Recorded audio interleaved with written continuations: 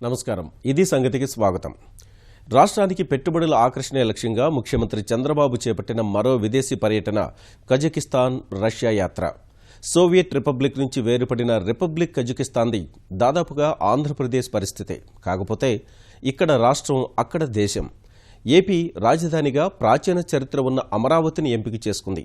Kazakhstan కూడా ఆస్థానాను తన రాజధానిగా ఎంచుకుంది. రెండింటి మధ్య పోలికకు కారణం వాటి మధ్య సారూప్యతే. ఇదే కాదు, రాజధాని నిర్మాణానికి సంబంధించి రెండు నగరాల్లో పోలికలు కనిపిస్తాయి. అందుకే ప్రధాని నరేంద్ర మోదీ పలుమార్లు ఆస్థానా నగరాన్ని పరిశీలించాలని ముఖ్యమంత్రి చంద్రబాబుకు సూచించారు. వెనుక ఉన్న ఆంతర్యం ఏమిటో ముఖ్యమంత్రి బృందం స్వయంగా ఆ నగరాన్ని వీక్షిస్తే కానీ తెలియలేదు. ముఖ్యమంత్రి రష్యా పర్యటనలో ప్రత్యేక ఆకర్షణగా నిలిచింది ఆస్థానా నగరమే. ఇంతకు ఆస్థానా నగరంలో ఉన్న ప్రత్యేకత ఏమిటి? ఆ నగర నిర్మాణం ఎలా జరిగింది? అమరావతికి ఆస్థానాకు మధ్య ఉన్న సారూప్యతలేంటి?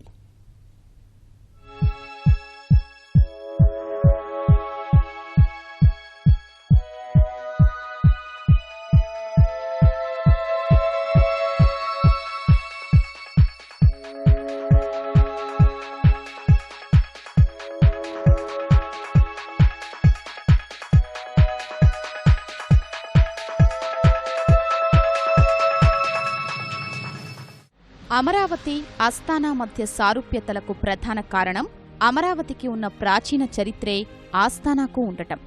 రాష్ట్ర విభజనతో ఆంధ్రప్రదేశ్కు కొత్త రాజధాని నగరం అవసరమైనట్లే దేశం వేరు కావడంతో కజకిస్తాన్కు కొత్త నగరం అవసరమైంది. అదే ఆస్థానా. నయా నగరాలకు ప్రతీక. విభజన తరువాత పట్టుదలతో నిర్మించిన నగరం. నది ఒడ్డున అద్భుత పర్యాటక ప్రాంతంగా రూపుదిద్దుకున్న ఘనత, ప్రాచీన చరిత్ర దాని సొంతం. జపాన్ ఆర్కిటెక్టు ప్రణాళిక, ప్రపంచ పెట్టుబడులతో నిర్మాణం. ఇవన్నీ వింటుంటే ఠక్కున ఏపీ కొత్త రాజధాని అమరావతి గుర్తుకొస్తుంది. ఈ ప్రస్తావనంతా కజకిస్తాన్ రాజధాని ఆస్థానా గురించే.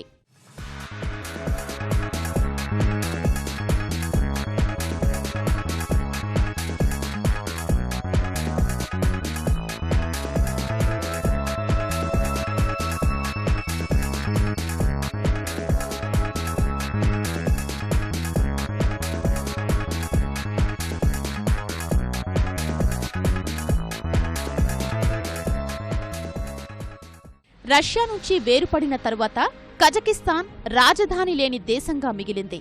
2.72 మిలియన్ చదరపు కిలోమీటర్ల విస్తీర్ణం కలిగి ప్రపంచంలోనే 9వ అతిపెద్ద దేశంగా ఆవిర్భవించింది కజకిస్తాన్. తాత్కాలికంగా అల్మాటీ కేంద్రంగా పరిపాలన సాగింది. 1991లో సోవియట్ యూనియన్ కుప్పకూలాక ఆవిర్భవించిన స్వతంత్ర రాజ్యాలలో కజకిస్తాన్ అత్యంత కీలకమైంది. 1997 నాటికే, అంటే కేవలం 6 ఏళ్లలోనే అద్భుతమైన రాజధాని నిర్మించుకున్నారు.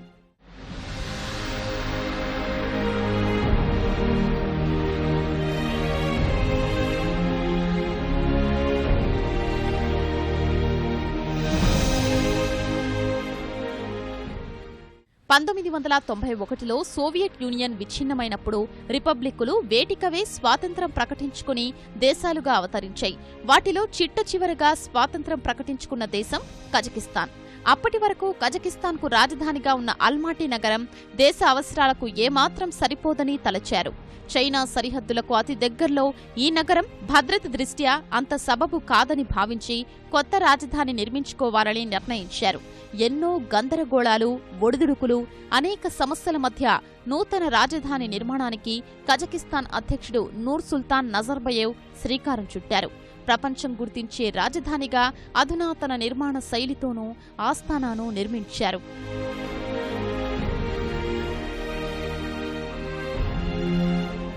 One of the most planned city, best city create చేశారు.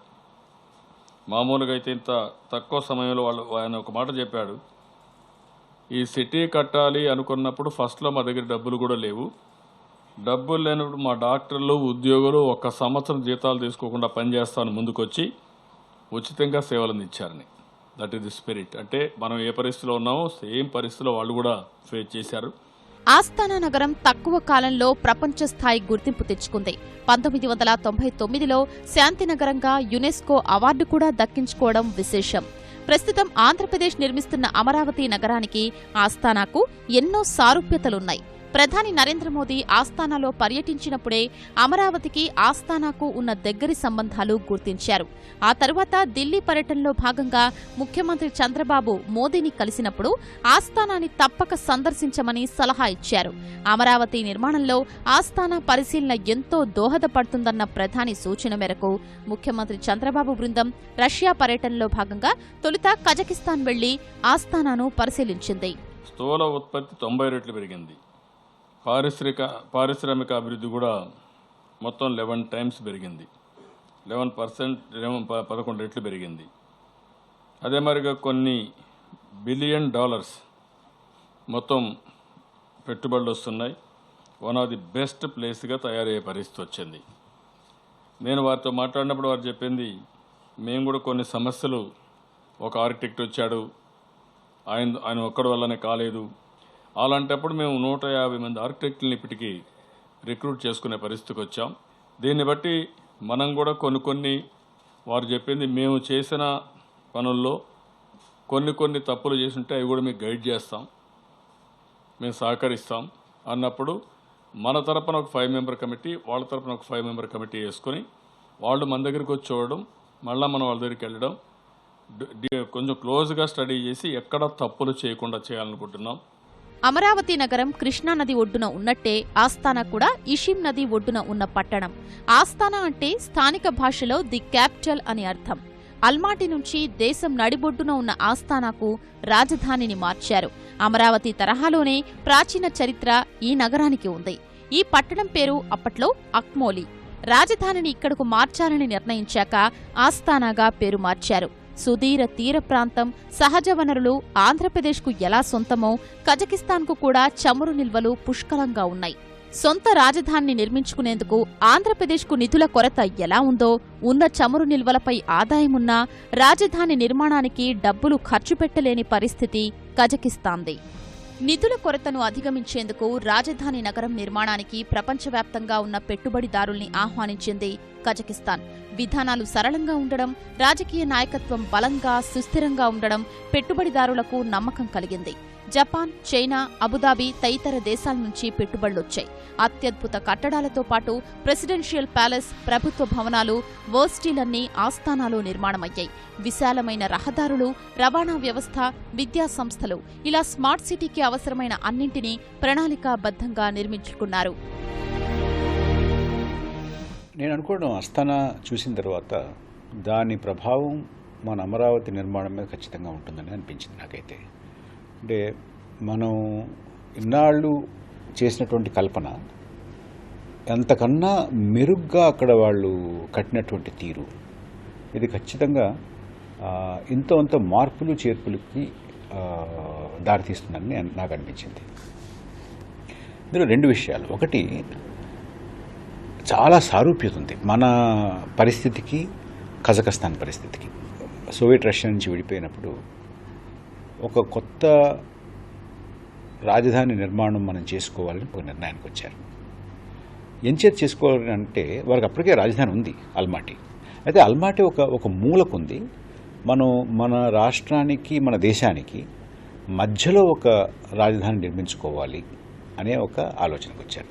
ఆంధ్రప్రదేశ్ కూడా అంతే, మధ్యలో పెట్టుకోవాలి, అన్ని ప్రాంతాలకి సమాన దూరంలో ఉండేటట్టుగా ఒక రాజధాని నిర్మించుకోవాలి అనేది ఒకటి. అది ఇక్కడ సారూప్యత ఉంది. రెండవది, ఆవేళ సోవియట్ యూనియన్ నుంచి విడిపోయినటువంటి కజకస్తాన్ ఆర్థికంగా చాలా ఇబ్బందుల్లో ఉంది. మనం ఇవాళ ఎంత ఇబ్బందుల్లో ఉన్నాం అంత ఇబ్బందుల్లో ఉన్నారు. ఆస్థానా నగరం రాజధాని హోదా పొందాక 19 ఏళ్లలో పెట్టుబడులు 40% పెరిగాయి.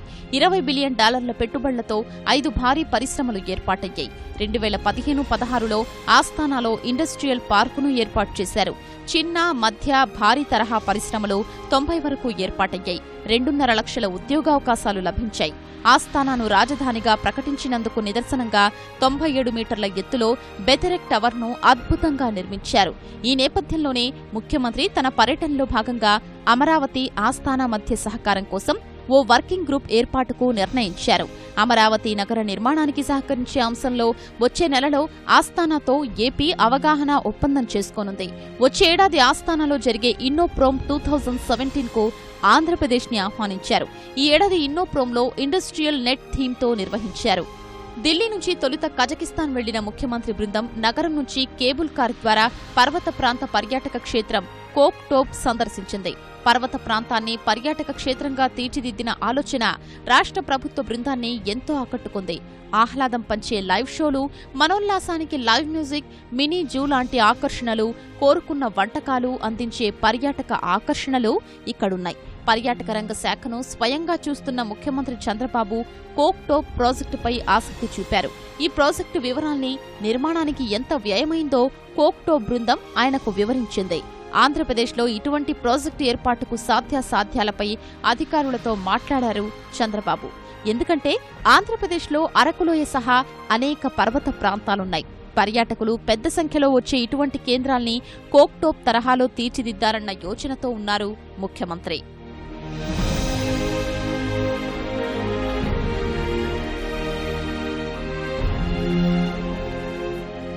అమరావతి వాతావరణంతో పోలిస్తే ఆస్థానాలో భిన్న వాతావరణం ఉంది. అమరావతి తరహాలోనే వాతావరణంలో హెచ్చుతగ్గులున్నా అక్కడ శీతాకాలంలో ఉష్ణోగ్రతలు -డిగ్రీలకు పడిపోతుంది. నవంబర్ నుంచి మార్చి వరకు -30 నుంచి -35 ఉష్ణోగ్రత ఉంటుంది. ఈ కాలంలో ఇషిం నది కూడా గడ్డకట్టుకుపోతుంది. గరిష్ట ఉష్ణోగ్రత 35 డిగ్రీల వరకు ఉంటుంది. అమరావతి ప్రాంతంలో అందుకు భిన్నంగా ఉష్ణ వాతావరణం ఉంటుంది. ప్రస్తుతం కొత్త రాజధాని 18వ వార్షికోత్సవాన్ని జరుపుకుంటోంది. ఒకానొక సమయంలో ఇంత మహారాజధానిని నిర్మించగలమా అని ప్రజల్లో కూడా సందేహం వచ్చింది. అయినా అత్యంత వ్యయప్రయాసలు కోర్చి ఘనమైన రాజధానిని నిర్మించుకోగలిగారు. ఆ సెంటర్లో ఆ టవర్ మీద నుంచుంటే మనకి 4 వైపులా చాలా బ్రహ్మాండమైనటువంటి వెడల్పైనటువంటి పెద్ద పెద్ద వీధులు, ఆ వీధుల్లో పెద్ద పెద్ద కట్టడాలు.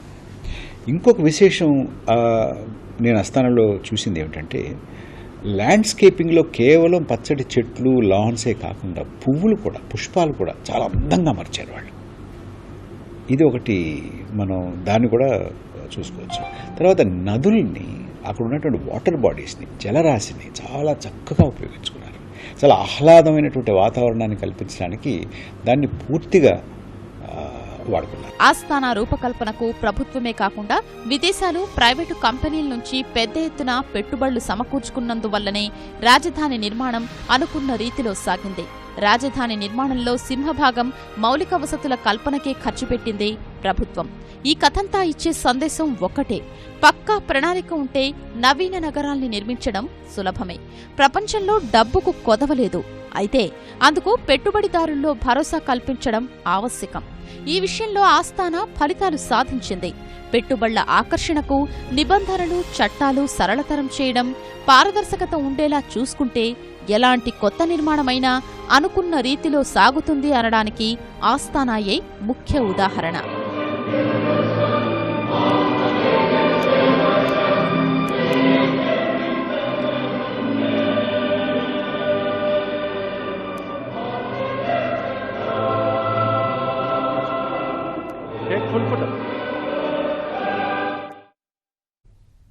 ప్రపంచం గుర్తించే స్థాయిలో కొత్త రాజధాని అమరావతిని నిర్మించడం ప్రస్తుతం రాష్ట్ర ముఖ్యమంత్రి చంద్రబాబు ముందున్న అతిపెద్ద సవాల్.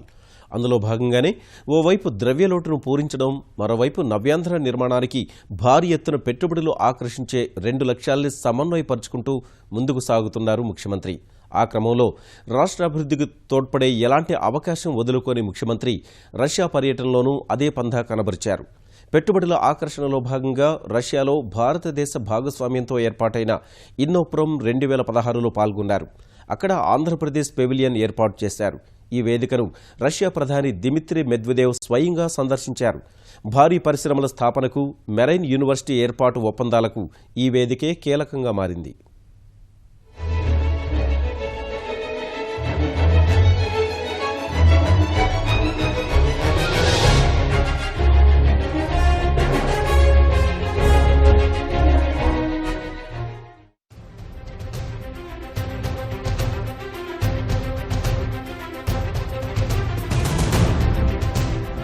రష్యా ఒకనాడు అగ్రరాజ్యంగా చెలామణి అయినప్పటికీ కమ్యూనిస్టు కోటలు కూలి స్వతంత్ర రాజ్యాలుగా ఆవిర్భవించిన ప్రావిన్సులు పారిశ్రామికాభివృద్ధి వైపు దృష్టి సారించడం తక్షణ అవసరమైంది.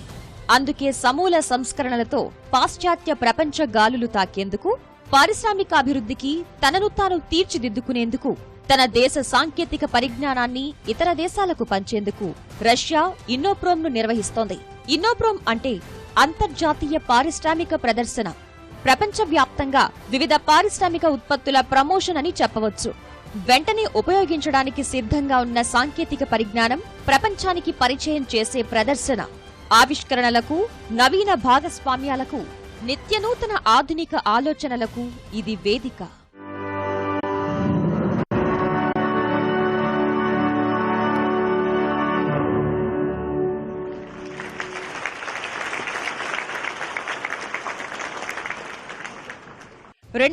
నుంచి ఎక్టేరియన్బర్గ్ లో వరుసగా ఇన్నోప్రోమ్ పారిశ్రామిక, వాణిజ్య ప్రదర్శనలు నిర్వహిస్తున్నారు.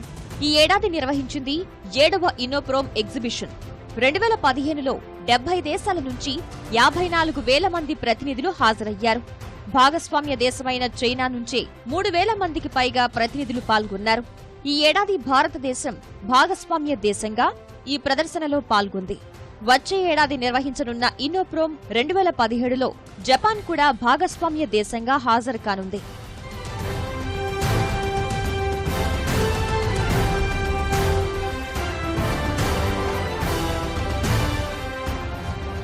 వాస్తవానికి ఆయుధ పాటవం, అణుశక్తి, చమురు సహజ వాయువుల అన్వేషణ, వైమానిక, ఇంజనీరింగ్, ఉత్పత్తి రంగాల్లో రష్యా నేటికీ అగ్రగామి. అయితే అన్ని రంగాల్లో అభివృద్ధికి, సాంకేతిక ప్రపంచంలో ఆధునిక పోకడలను తెలుసుకునేందుకు వేదిక ఇన్నోప్రోమ్. ఒక్కో ఏడాది ఒక్కో థీమ్తో ఈ కార్యక్రమం నిర్వహిస్తున్నారు. గతేడాది పారిశ్రామిక సామర్థ్యం థీమ్ అయితే ఈ ఏడాది 4వ పారిశ్రామిక విప్లవం చర్చనీయాంశంగా ఇండస్ట్రియల్ నెట్ థీమ్ గా ఇన్నోప్రోమ్ ఏర్పాటు చేశారు. కేంద్ర మంత్రితో పాటు 3 ముఖ్యమంత్రులను సమావేశానికి ఆహ్వానించడం ద్వారా భారత్కు ఇస్తున్న ప్రాధాన్యతను రష్యా ప్రపంచానికి పరోక్షంగా వెల్లడించింది. భారత్ నుంచి 110 మంది మొత్తం పారిశ్రామికవేత్తలు ఈ కార్యక్రమానికి హాజరయ్యారు. చైనా ఏకంగా 3,000 మంది పారిశ్రామికవేత్తల్ని అక్కడకు పంపించింది. ఇటలీ నుంచి కూడా పెద్ద సంఖ్యలోనే వ్యాపారవేత్తలు, పెట్టుబడిదారులు హాజరయ్యారు. 4 రోజుల పాటు నిర్వహించిన సమావేశాల్లో 150కి పైగా అంశాలపై చర్చలు జరిగాయి. 2020 నాటికి సభ్య దేశాల మధ్య $500 బిలియన్ పెట్టుబడులు సేకరించడమే ఇన్నోప్రోమ్ సమావేశాల లక్ష్యం. ఇందులో భారత ప్రతినిధులకు అడుగడుగునా ప్రత్యేక ఆహ్వానం లభించింది. భారత్ తరపున కేంద్ర మంత్రి నిర్మలా సీతారామన్, ఆంధ్రప్రదేశ్ ముఖ్యమంత్రి చంద్రబాబు నాయుడు, రాజస్థాన్ ముఖ్యమంత్రి వసుంధరా రాజే, మహారాష్ట్ర సీఎం దేవేంద్ర ఫడ్నవీస్ ఈ వేడుకకు ప్రాతినిధ్యం వహించారు. ఈ 4 రోజుల్లో ప్రపంచ స్థాయిలోని 500 మందికి పైగా వక్తలు ఈ చర్చల్లో పాల్గొన్నారు. ఆంధ్రప్రదేశ్ అభివృద్ధికి పనికొచ్చే ప్రతి అవకాశాన్ని రాష్ట్ర ప్రభుత్వం ఈ వేదిక ద్వారా వినియోగించుకుంది. అయితే ఇక్కడ ఇన్నోప్రోమ్లో మన వాళ్ళు కానీ అక్కడ వాణిజ్య మంత్రి డెనిస్ మంట్రో అతను కూడా చాలా పాజిటివ్గా ముందుకు వచ్చాడు. అతను ముందుకొచ్చి డెఫినెట్గా ఇక్కడ అన్నీ మనం చేసేదానికి అవకాశం ఉందని చెప్పే ఉద్దేశంతో అతను కూడా సహకరిస్తామని చెప్పి చెప్పడం జరిగింది. వీళ్ళు కాకుండా రష్యన్ పరిశ్రమలకు ఒక క్లస్టర్ ఏర్పాటు చేయాలని నేను ఎవ్రీవేర్ నేను పోయినప్పుడు చూస్తున్నాను.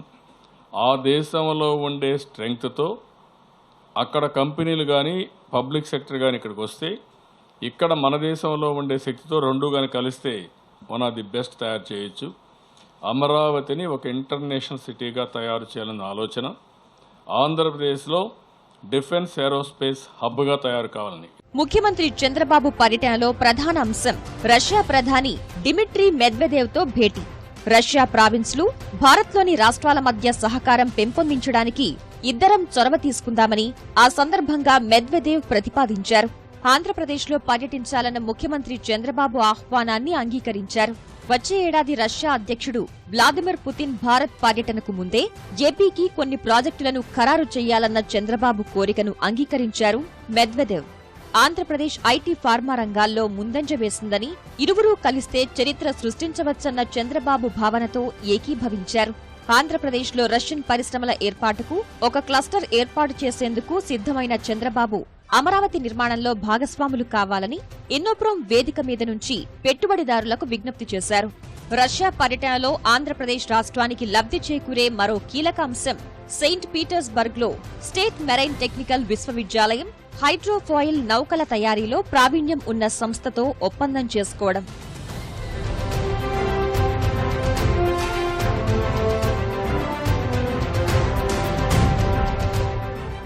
సుదీర్ఘమైన తీర ప్రాంతం ఉన్న ఆంధ్రప్రదేశ్ రాష్ట్రాన్ని పర్యాటక పరంగా మరింత అభివృద్ధి చేసేందుకు హైడ్రోఫాయిల్ ఎంతో తోడ్పాటునివ్వనుంది. వివిధ దేశాల్లో ప్రయాణికుల కోసం వినియోగిస్తున్న ఈ నౌకల తయారీ ఇప్పుడు ఆంధ్రప్రదేశ్లో జరగనుంది. ప్రయాణికుల అవసరానికి తగ్గట్లుగా తీర్చిదిద్దినందువల్ల దాదాపు 100 నుంచి 200 మంది కూర్చునేందుకు వీలుగా ఉంటుంది. మన దేశంలో కేరళ ప్రభుత్వం తొలిసారిగా వేగవంతమైన హైడ్రోఫాయిల్ నౌకలను ప్రవేశపెట్టింది.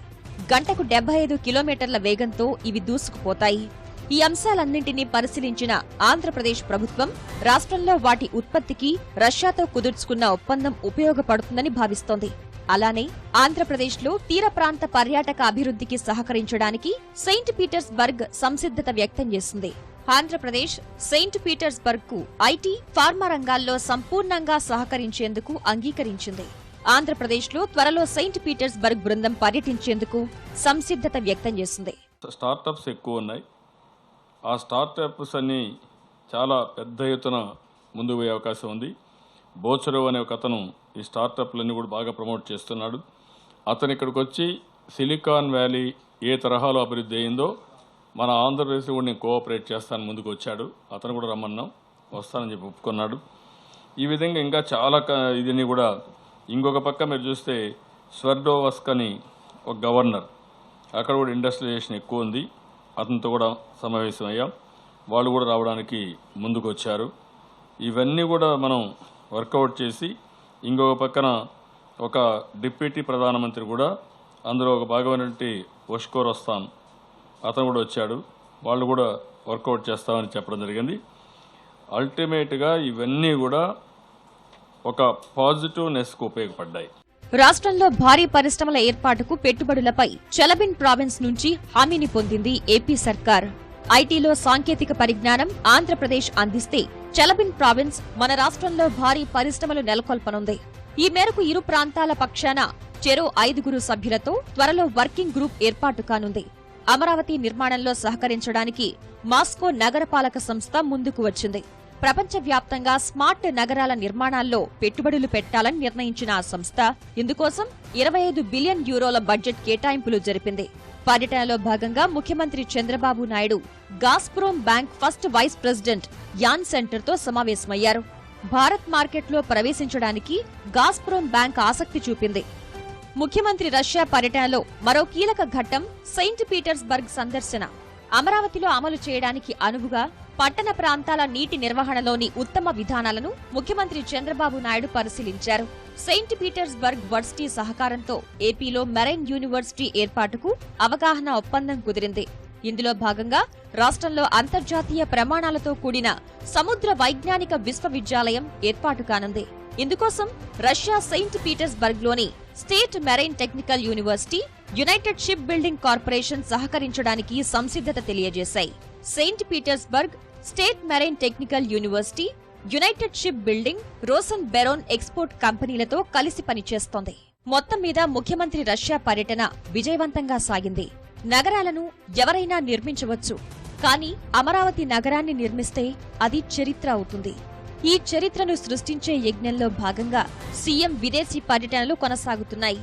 ఇటీవల చైనా దేశంలో పర్యటించి వచ్చాక తిరిగి 4 రోజులు కాకముందే రష్యా, కజకిస్తాన్ వెళ్లారు. తన పర్యటనలు ఎంతో ఫలప్రదమయ్యాయని ప్రభుత్వం ఆత్మవిశ్వాసంతో ఉంది.